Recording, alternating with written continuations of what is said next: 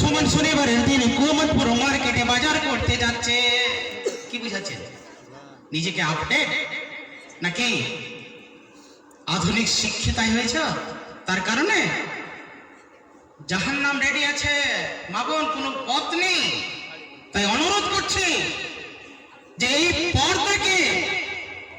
পর্দাবিহীন চলার কারণে আপনাকে কি করতে হবে? জাহান্নামে যেতে হবে পর্দা না করার কারণে। অতএব আপনাকে অনুরোধ করব, আমি আপনার গ্রামেরই ছেলে, আপনাদেরই ছেলে, আপনাদেরকে পরামর্শ দেওয়া এটা আমার দায়িত্ব। তার কারণে আপনাদের কাছে হয়তো টাইট করে কিছু কথা বলছি, আপনারা মনে কিছু করিয়েন না। আগামী দিন থেকে, আজকে থেকে, আগামী কালকে থেকে আপনাকে পর্দা করতে হবে জরুরি ভিত্তিতে, না হলে জাহান্নামে যেতে হবে। কোনো বাঁচার পথ নেই, কেউ ছাড়বে না। আল্লাহ কাউকে ছেড়ে দেবে না। এটা মৌলবীর স্ত্রী, এটা আলেমের স্ত্রী, এটা জালেমের স্ত্রী, হাজির স্ত্রী, মাস্টারের স্ত্রী, কাউকে আল্লাহ ছেড়ে দেবে না। নিজের গার্জেন হিসাবে যদি দায়িত্ব পালন না করে, তাহলে আলেমের স্ত্রী হলো আল্লাহ ছেড়ে দেবে না। ভাবছেন নাকি অত সহজ?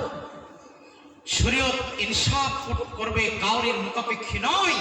শরীয়ত নিজের গতিতে চলবে, আমার মন মতো, আপনার মন মতো শরীয়ত চলবে না। তাই আমি অনুরোধ করবো আমার মা বোনদেরকে যে আগামী দিনে পর্দা করুন। পর্দা না করলে বাঁচার কোনো পথ নেই, জাহান্নাম অনিবার্য। আল্লাহ রাব্বুল আলামিনের নবী ঘোষণা করে দিয়েছেন, যারা পর্দা করে চলে না সে মহিলারা জাহান্নামে যাবে, এটা গ্যারান্টি। তাই অনুরোধ করব যে আপনারা পর্দা করতে শিখেন। ইবনে মাসউদ রাদিয়াল্লাহু তাআলা আনহু থেকে হাদিসটি বর্ণনা, রাসূল সাল্লাল্লাহু আলাইহি ওয়াসাল্লাম বলেন, লা তুবাশিরুল মারআতুল মারআতা ফাতানাতাহা লিদাউদিহা কান্নাহু ইয়ানজুরু ইলাইহা। রাসূল বললেন, একজন নারী অপর নারীর দিকে দৃষ্টি দিতে পারে না, একজন নারী অপর নারীর গুপ্তাঙ্গের দিকে দৃষ্টি দিতে পারে না, বা লক্ষ্য করতে পারে না, বা স্পর্শ করতে পারে না। কেননা ওই নারী ওই স্বামীর নিকটে গিয়ে ওই নারীর বিবরণ দিবে, এরকম ওই মহিলাটা এরকম শরীর নরম, ওই মহিলাটার হাত নরম, ওই মহিলাটার পা নরম, এ করে করে যখন বিবরণ দিবে, তখন ওই আপনার স্বামী ওই মহিলাটাকে অন্তরের চোখে দেখবে। তাহলে বলুন, একজন নারীকে অপর নারী স্পর্শ করতে পারে না, তার গুপ্তাঙ্গের দিকে দৃষ্টি দিতে পারে না, তাকে স্পর্শ করতে পারে না। কারণ কি? ওই নারীটার বিবরণ তার স্বামীর নিকটে যে যখন দিবে, তখন তার স্বামী কি করবে? ওই মহিলা আপনার ওই স্ত্রীর কথা শুনে যার ওই মহিলাটার দিকে অন্তরের চোখে সে দেখবে, তার সাথে কখন কথা বলবো, তার সাথে কখন কথা বলবো, তার শরীরে কখন হাত দিব, তার গায়ে কখন হাত দিব। কেননা আমার স্ত্রী বলেছে যে তার শরীরটা খুব নরম। তখন সে অন্তরের চোখে চেনা করবে। বন্ধুরে ও বোন আমার, তুমি সেই স্বামীকে সুযোগ দিলে। এই কারণে রাসূল বললেন, তুমি তোমার স্ত্রী, তোমার স্বামীর কাছে তোমার অন্য নারীর বিবরণ দিতে হবে না, এবং তার গায়ে স্পর্শ করতে হবে না। তাহলে এখন বলি যে নারীকে নারীর দিকে শরীরে হাত লাগাতে নিষেধ করে রাসূল, তাহলে বিবাহের অনুষ্ঠানে খালাতো বোন, মামাতো বোন, চাচাতো বোন, ফুফাতো বোন, মামাতো ভাই, ফুফাতো ভাই, খালাতো ভাইয়ের গায়ে কি করে হলুদ লাগাতে পারে? আপনারা বিবেচনা করুন, কি করে পারে? বিবাহ দেখাচ্ছ কারণ? আর বলছে, মৌলভী সাহেব আমার সন্তান কথা শুনে না। ওরে হতভাগিনী, কি করে তোমার সন্তান কথা শুনবে? তুমি তো বিহার রাত্রে তুমি জেনা করে নিয়েছ, তোমার সন্তান কি করে ভালো হবে? তোমার পেটে যখন সন্তান আছে তখন তুমি মোবাইল দেখছো, সিরিয়াল দেখছো, বই দেখছো, মোবাইলে অশ্লীল ছবি দেখছো। তুমি যদি ছবি দেখো তাহলে তোমার সন্তানটা কোনোদিন ভালো হতে পারে না, ভালো হতে পারে না। তাই বলছি, যখন পেটে সন্তান থাকবে মা বোন, তখন ইবাদত বেশি বেশি করে করবে, নফল নামাজ বেশি বেশি করে করবে, রোজা বেশি বেশি করে রাখবে। কেননা আপনার চরিত্র দিয়ে ওই সন্তানটা বের হবে, আপনার চরিত্রের মতন সেই সন্তানটা ভূমিষ্ঠ হবে। আপনি যদি ইবাদতে কাটিয়ে থাকেন তাহলে আপনার চরিত্র, ওই আপনার ছেলেটার চরিত্র ভালো হবে। তখন ছেলেটাকে বলবে, আব্বু নামাজ পড়তে যাও, তখন আপনার কথা শুনবে। কিন্তু আজকালকার মা বোনেরা সময় কাটার জন্য কি করছে? মোবাইল দেখছে, বসে বসে বসে বসে। নামাজ পড়তে বললে বলছে আমার অসুবিধা হচ্ছে উঠতে বসতে। বন্ধুরে আমার, মারে আমার, তোমাকে কেন্দ্র করে বলছে, তোমার পেটে যখন সন্তান থাকবে তুমি তখন কি করিও না, মোবাইল সিরিয়াল খারাপ পথে তুমি যেও না, না তো তোমার সন্তান খারাপ হবে। তুমি ইবাদতে কাটাও, তুমি চলতে পারো না, উঠতে পারো না, কিন্তু তুমি বসে বসে নামাজ পড়ো, তুমি বসে বসে নামাজ পড়তে পারো না, তুমি শুয়ে শুয়ে নামাজ পড়ো, তুমি শুয়ে নামাজ পড়তে পারো না, তুমি ইশারাতে নামাজ পড়ো, কিন্তু তোমার নামাজ মাপ নেই, তুমি নামাজ পড়তে পারো না, আর বসে বসে রাত দিন সিরিয়াল দেখতে পারছো, তুমি মোবাইলে অশ্লীল ছবি দেখতে পাচ্ছ, আর তুমি বলছো আমার ছেলেটা ভালো হয় না কেন? কার দোষ? স্বামীটার না আপনার? তাই মা অনুরোধ করবো, বোন আমার অনুরোধ করবো, যে পেটে বিশেষ করে যখন সন্তান থাকবে তখন ইবাদত বেশি করে করেন, তাহলে চরিত্রবান ছেলে ভূমিষ্ঠ হবে, নচেত আপনার ছেলে বড় হয়ে কোনো কথা শুনবে না, যতই বলেন শুনবে না। তাহলে রাসূলের হাদিসকে ফলো করতে হবে। ছেলেকে চরিত্রবান বানাতে গেলে এই মাদ্রাসাতে দিতে হবে, যেগুলো ইসলামিক মাদ্রাসা খুলে রেখেছে, মাহাত খুলে রেখেছে, সেই জায়গাগুলোতে ভর্তি হতে হবে। তাহলে রাসূলের হাদিসকে ফলো করা হলো, তালাবুল ইলমি ফারিজাতুন আলা কুল্লি মুসলিম ওয়া মুসলিমা, প্রত্যেকটা নর নারী ইসলামিক জ্ঞান অর্জন করা এটা হচ্ছে ফরজ। আপনাকে কলেজে আমি পড়তে নিষেধ করিনি, ডাক্তার বানাতে নিষেধ করিনি, কিন্তু সর্বপ্রথমে মাদ্রাসাতে দিতে বলেছি। কেন? আগে ইসলামিক জ্ঞানটা তার ভিতরে ঢুকাও, তাহলে অনেকগুলো অশ্লীল কাজ থেকে সে বেঁচে থাকবে। নচেত ছেলে যখন বড় হয়ে যাবে, এরকম মাদ্রাসার যদি মুখ না দেখে, তুমি যদি ওকে রাত দিন পিটো, তোমার কথা শুনবে না, বাপের কথা শুনবে না। কেন শুনবে না? যে তার চরিত্র সে মতো করে তৈরি হয়নি, তার কারণে। তাই অনুরোধ করবো প্রত্যেকটা মা বোনকে, যে চরিত্রবান ছেলে নিতে গেলে আপনার চরিত্র আগে ঠিক করতে হবে, আপনাকে পর্দানশীল হয়ে চলতে হবে।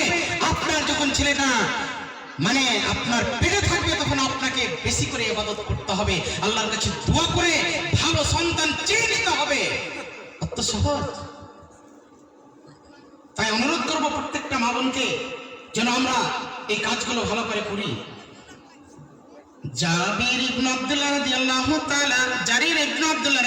তাআলা বলেন, আমি রাসূল সাল্লাল্লাহু আলাইহি ওয়াসাল্লামকে নারীদের প্রতি হঠাৎ দৃষ্টি পড়া সম্পর্কে জিজ্ঞেস করলাম। তিনি আমাকে বললেন, তোমার চোখ নিচু করে নাও। একজন সাহাবী আল্লাহ রাসূলকে বললেন, আল্লাহ রাসূল, হঠাৎ যদি একটা নারীর দিকে দৃষ্টি পড়ে যায় তাহলে কি করব? ওই তোমার চোখটাকে নিচু করে নাও। তো তোমরা এখন প্রশ্ন করবে, বলে তুমি যাহাকে দেখছো, তো তোমরা বেপরদা হয়ে বসে আছো কেন? এর জন্য দায়ী আমি, এর জন্য দায়ী তোমরা। তাই অনুরোধ করবো প্রত্যেকটা মা বোনকে, সাহাবীকে আল্লাহ রাসূল বলেন চোখটা নিচু করে নাও। তাহলে রাস্তাঘাটে আজকে মহিলাদের ভিড়ে রাস্তাঘাটে চলা যায় না। আগে আমি কোরআনে আয়াত পড়েছি, যখন রাস্তা দিয়ে চলবে দৃষ্টি নত করে থাকবে, দৃষ্টি নত করে চলতে হবে। আজকে আমাদের অবস্থা কি দেখেন, একটা গরিবের বন্ধু আসলো, তার কারণে সবাই মিলে চেপে পড়ে গেলাম। কি নারী পুরুষ এখানে দেখলাম, ছি ছি ছি ছি, লজ্জা করা উচিত। আরে পুরুষরা তো ভিড় লাগাচ্ছে, মহিলারাও ভিড়ে উঠে গেছে। কি দরকার? মানুষ নয় ওটা, ওটা ভূত দেখে।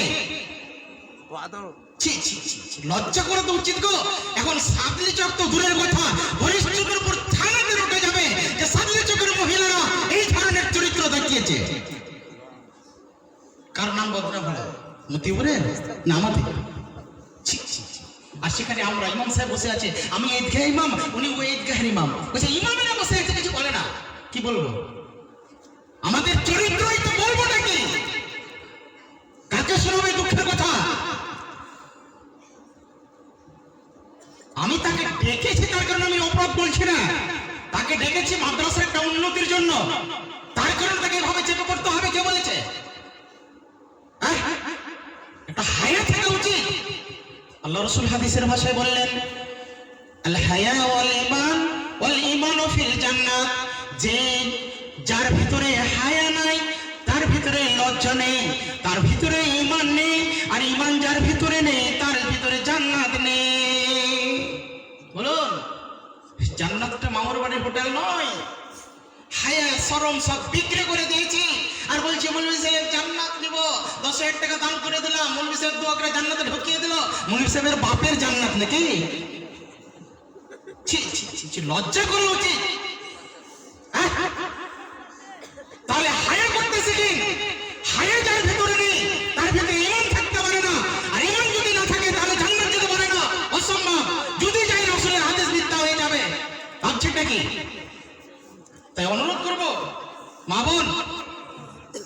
যে পর্দা করতে শিখেন। আপনার জন্য হয়তো করা লাগছে শুনতে, কিন্তু আপনার জন্য বলছে, আপনার চরিত্রকে তৈরি করছে, আপনার লাইফকে সেটিং করার জন্য, যে আগামীতে আপনি তওবা করে আপনি জান্নাত যেতে পারবেন। আজই আপনি তওবা করুন, ইনশাআল্লাহ আল্লাহ বিগত দিনের সমস্ত কিছু আল্লাহ মাফ করে দেবেন। তওবা করুন। তাই বলছি যে সাহাবীটিকে আল্লাহ রাসূল বলেন, চোখটিকে দৃষ্টিকে কি করো, তুমি টেনে নাও, নিচু করে নাও। তাহলে আজকে কত চোখ নিচু করবো বলুন? খমেদপুরে রাত দিন মহিলারা যাচ্ছে, যদি কানা হয়ে যাবে তাহলে চোখ বুঝে থাকতে হবে বসে।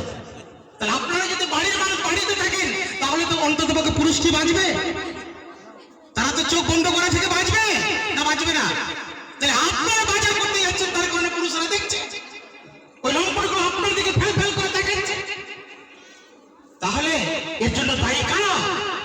এর জন্য দায়ী গার্জেন।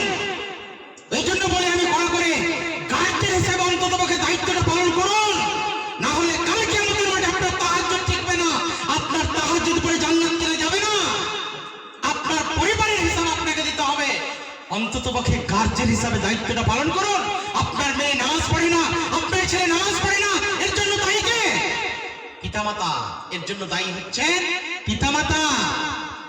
পিতামাতাই তো নামাজ পড়ে না, ছেলেরাকে কি বলবে? এই তো আমাদের অবস্থা। তাই অনুরোধ করছি ভাই, মা বোন, যে একটু সতর্ক হতে শিখেন। জাবির রাদিয়াল্লাহু তাআলা আনহু বলেন, রাসূল সাল্লাল্লাহু আলাইহি সাল্লাম বলেছেন, নিশ্চয়ই মহিলারা শয়তানের আকৃতিতে আসে এবং শয়তানের আকৃতিতে যায়। যদি তোমাকে কোনো মহিলাকে ভালো লাগে, তাহলে তুমি বাড়ি যাও, বাড়ি গিয়ে তোমার স্ত্রীর সঙ্গে তুমি কি করো, মিলন করো। তাহলে তোমার ওই তৃপ্তিটা আসবে, যেই তৃপ্তিটা, যেই মনটা তোমার খারাপ হয়েছিল ওই শয়তানি মহিলাকে দেখে, তোমার শয়তানি মহিলার ভিতরে যা আছে তোমার স্ত্রীর ভিতরে তাই আছে। তার কারণে রাসূল বললেন, যাও যাও যাও, তোমাকে কাউকে যদি তোমার অন্তরে গেতে যায়, কাউকে দেখে যদি মনটা তোমার ললকে যায়, তাহলে তুমি কি করো, বাড়ি চলে যাও, বাড়ি গিয়ে তোমার স্ত্রীর সঙ্গে তুমি মিলন করো।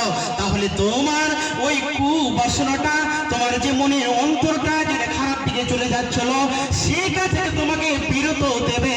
কে দেবে? তোমার স্ত্রী দেবে। এটা হাদিস মুসলিম মিসকাতের 3105 নম্বর হাদিস। আমি ওগুলো হাদিস বলছি, গল্প নয়। 3105 নম্বর হাদিস মুসলিম মিসকাতের। তাহলে রাসূলের হাদিস থেকে কি শিখলাম? যে শয়তানেরা, এই যে নারীরা বাড়ি থেকে যখন বের হয়, তখন তারা শয়তানের আকৃতিতে বের হয়। তাহলে শয়তান বেহায়া নারীকে আল্লাহ রাব্বুল আলামিনের নবী শয়তানের সাথে তুলনা করলেন, বাঁচবেন? বেহায়া নারীকে শয়তানের সাথে তুলনা করলেন, যে তারা শয়তানের আকৃতিতে বাড়ি থেকে বের হয় এবং শয়তানের আকৃতিতে আসে। তাহলে নারীরা যখন রাস্তাঘাটে চলে, বেহায়া নারীকে শয়তানের সাথে আল্লাহ রাব্বুল আলামিন তুলনা করেছে। তাহলে বলবেন সবাইকে শয়তান বানিয়ে দিলেন? জি না, মাফ করবেন। যারা পর্দানশীল মা বোন, যারা পর্দাশীলা মহিলা, তাদেরকে নয়। যারা বেপর্দা, যারা বেহায়া, যারা পর্দা করে চলে না, তাদের ক্ষেত্রে রাসূল বললেন তারা শয়তানি, তারা নারী শয়তানি, তারা শয়তানের আকৃতিতে আসে এবং শয়তানের আকৃতিতে যায়। তার কারণে বেহায়া নারীকে শয়তানের সাথে তুলনা করলেন এবং তাদের যে কুবাসনা, কুধারণা মনের ভেতরে জাগতে পারে, তার কারণে পুরুষকে সতর্ক করলেন। বন্ধু আমার, তাই অনুরোধ করবো মা বোন, রাস্তাঘাটে প্রয়োজনে বের হতে হলে, বাজার যেতে হলে মাহরুমের সাথে যাবেন এবং পর্দা করে যাবেন। আপনার কারণে ওই নারীরা, পুরুষেরা জাহান্নামে যাবে, এটাকে আপনি চান? তাই অনুরোধ করব যে আপনি আপনার স্বামীকে, আপনার বাবা ভাইকে, সমস্ত কিছুকে পর্দা মানে ওই শয়তানের আকৃতি থেকে বাঁচান। কেননা তারা শয়তানের আকৃতিতে পড়ে যাবে, তখন